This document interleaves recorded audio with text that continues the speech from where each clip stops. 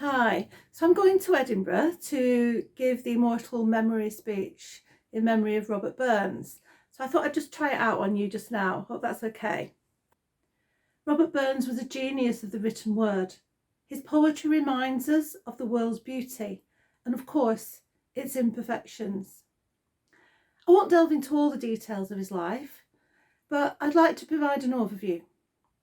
Robbie Burns was born into the humblest of origins on the 25th of January 1759 in the village of Alloway, Ayrshire, where he lived on his parents' tenant farm.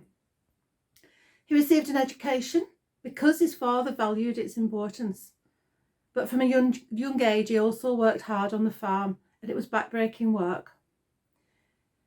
From the age of 15, as he laboured, it became his habit to compose poetry and then refine it in the evenings.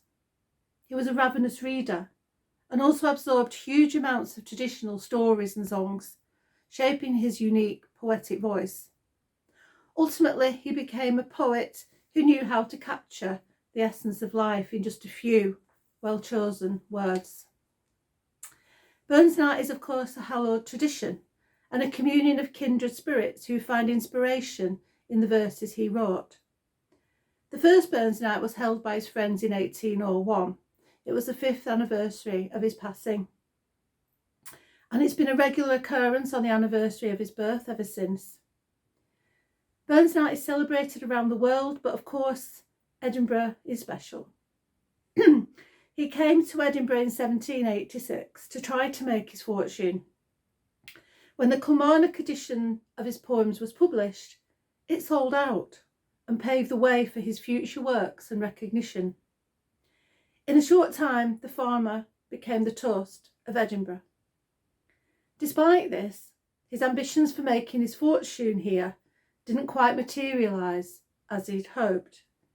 He found fame in Edinburgh, but not fortune, and he reverted to his life as a farmer. Some years earlier, he wrote the poem To a Mouse.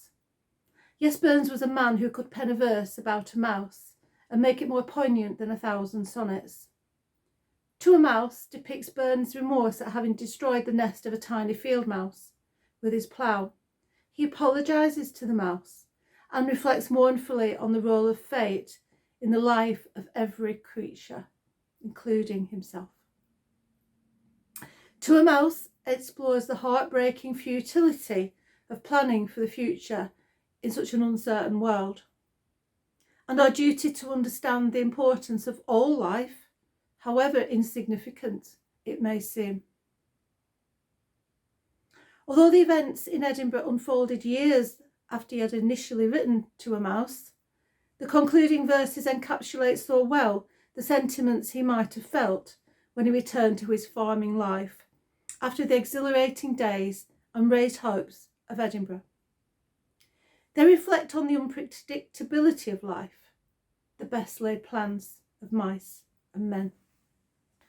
It was also in this city that Burns really started his intense activities as a songwriter. His songs are a living testament to the enduring power of music to captivate the soul.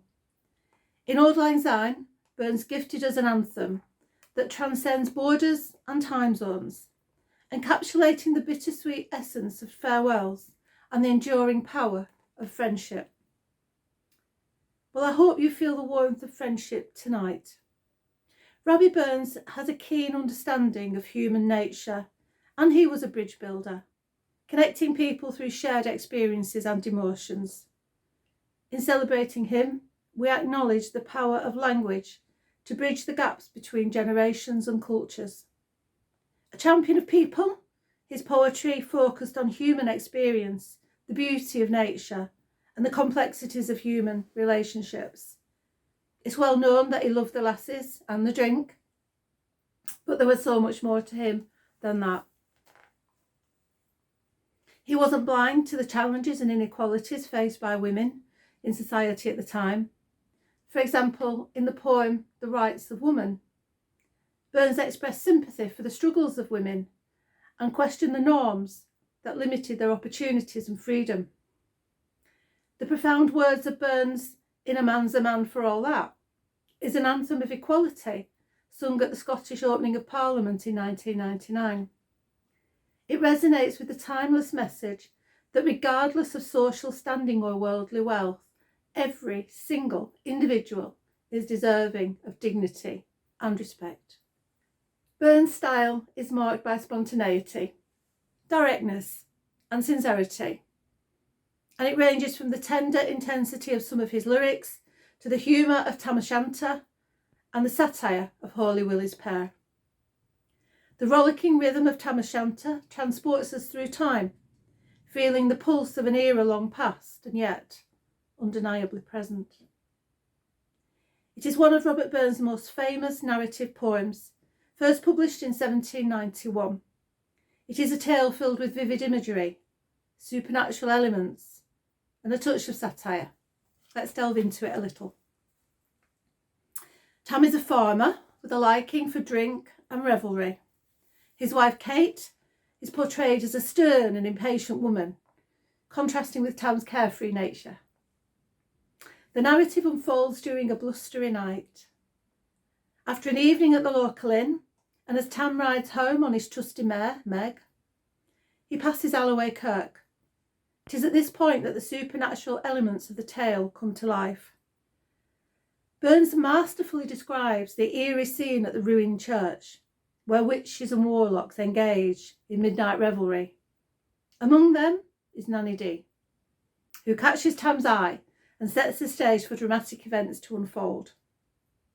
Tam, unaware of the supernatural presence, becomes captivated by Nanny Dee's cutty sark, a short revealing garment, for which she expresses approval. But this exclamation captures the attention of the witches and warlocks, who give chase, and Tam's frantic escape on Meg becomes a thrilling pursuit through the dark and stormy night. Tam O'Shanter is not only a supernatural tale, but also a vehicle for Burns to convey social commentary. The character of Tam represents a common man, often oblivious to the consequences of his actions. The pursuit by the supernatural beings can be seen as a metaphor for the consequences of indulgence and recklessness. The poem left a mark on Scottish culture, and the name Tam O'Shanter has, of course, become synonymous with a Scottish hat. Robert Burns would have been about 32 when Tam O'Shanter was published. He died in 1796. It's thought his death may have been due to bacterial endocarditis, secondary to chronic rheumatic heart disease. He was just 37. Burns possessed a rare ability to find beauty in the mundane and to see the sublime in the everyday, whether lamenting the harshness of social inequality or painting a vivid portrait of love with a red, red rose. He painted with words, creating masterpieces that still stir our hearts. Bob Dylan said a red, red rose was an inspiration for his creative life, and it's a song that's sung by many. Trust me, you wouldn't appreciate it if I sing it, but I'm happy to read it for you just now. Oh, my love is like a red, red rose that's newly sprung in June. Oh, my love is like the melody that's sweetly played in tune. So fair art thou, my bonny lass, so deep in love am I, and I will love thee still, my dear, till all the seas gan dry. Till all the seas gan dry, my dear, and the rocks melt with the sun, and I will love thee still, my dear, while the sands o' life shall run. So fare thee well, my only love, and fare thee well a while, and I will come again, my love, though it were 10,000 mile. I hope you enjoyed the meal tonight. I'd like to think of Burns' poetry as akin to sipping on the finest single malt, each verse a note that dances on the palate of our imagination. And the haggis, that noble dish immortalised by Burns in verse. To a Haggis is one of Burns' most famous and regularly performed poems, written not long after he arrived in Edinburgh. Certainly in his works, Burns laid before us a banquet for the soul.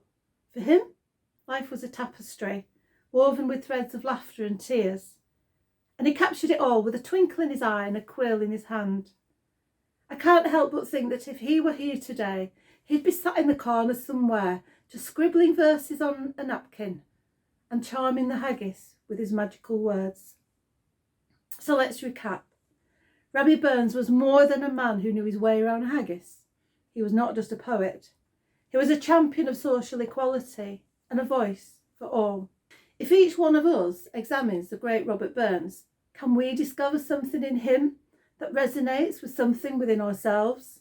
Is there a reflection in Burns of our own desires to do something that matters, something that makes a difference in the lives of others, maybe even make a mark on history?